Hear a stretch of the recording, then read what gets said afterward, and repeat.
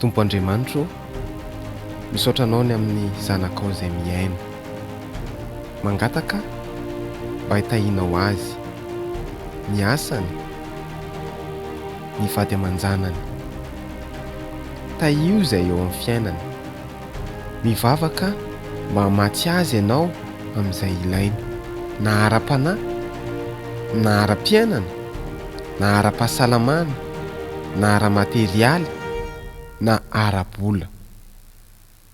Fa tsy io ny fiainany Tompo, misaotra anao fa hitondra zavatra manokana ho azy ianao amin'ity volana ity.